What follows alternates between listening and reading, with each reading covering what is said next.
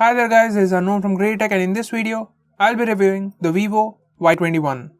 By the way, I have used this phone continuously for a week, so it's going to be based on that usage. Now with that said, this phone is being sold online on Amazon and Flipkart. It's available in two variants. Base variant is priced at 13,990 rupees for 4GB of RAM and 64GB of storage. Next variant is priced at 15,490 rupees for 4GB of RAM and 128GB of storage. Anyway, that's about pricing and the storage information. Now let's start off with the review. First, let's start with the design and build. This phone has a nice build.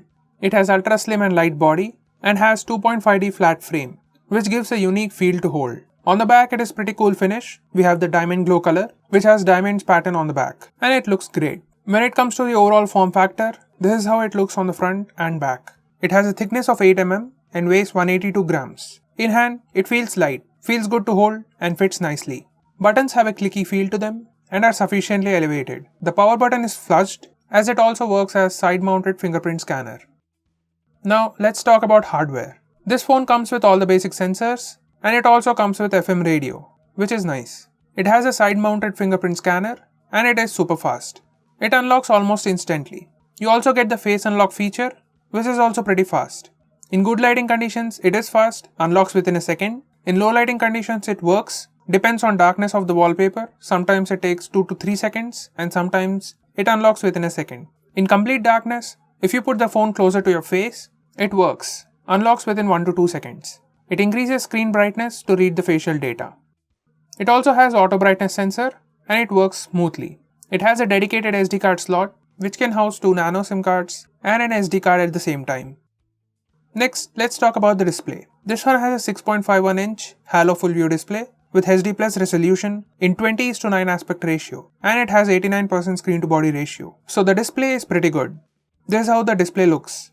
It has a water drop notch, color reproduction is nice, and it's not on the saturated side. Overall, brightness and sharpness are also very well managed. When it comes to cameras, this phone has a dual camera setup on the rear. It has 13 megapixel primary camera with f2.2 aperture and a 2 megapixel super macro camera with f2.4 aperture, and it has 4 cm focus length. For selfies, it has a 8 megapixel camera with f2.0 aperture. Now here's the camera interface. It has default photo mode, and there is a toggle for super macro. On the left there is portrait and panorama. On the right there is video and more options. It has a similar interface for front camera. Now here are sample pictures. Pictures taken from the rear camera have good exposure control and sharpness is great. There is no aggressive processing going on. There is no oversaturation. Colors are closer to reality. Dynamic range is also good. The color temperature is on the colder side. These are the selfies. Color reproduction is good and the skin tones look good. Dynamic range and exposure control are nice.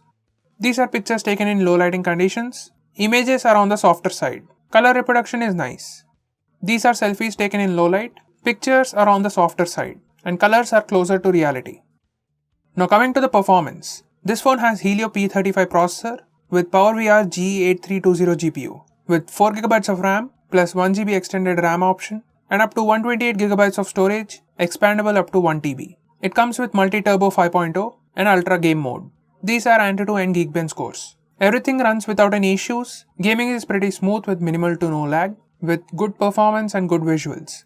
There are no heating issues.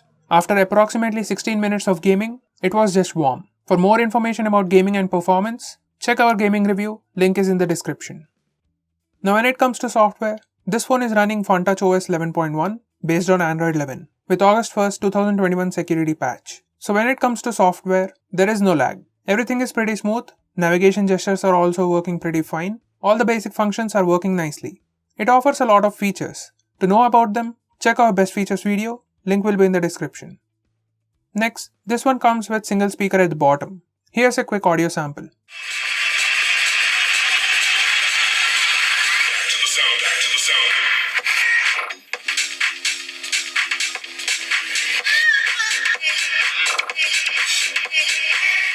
Speaker is loud enough for media consumption, ringtones and alarms.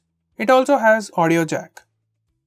Now finally, when it comes to battery department, it has a massive 5000 mAh battery. It supports 18 watts fast charging and comes with 18 watts fast charger in the box. It also supports reverse charging. Now the battery life is great for an average user with some minimal gaming. Even if you are a heavy user, it's not going to be a major issue.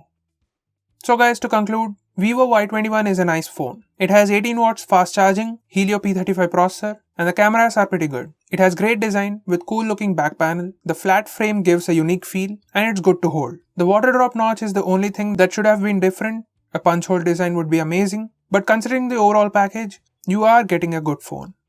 So guys, what do you think about this phone? Do let us know by commenting below this video, and if you're planning to buy this phone, use the link in the description. It always helps the channel.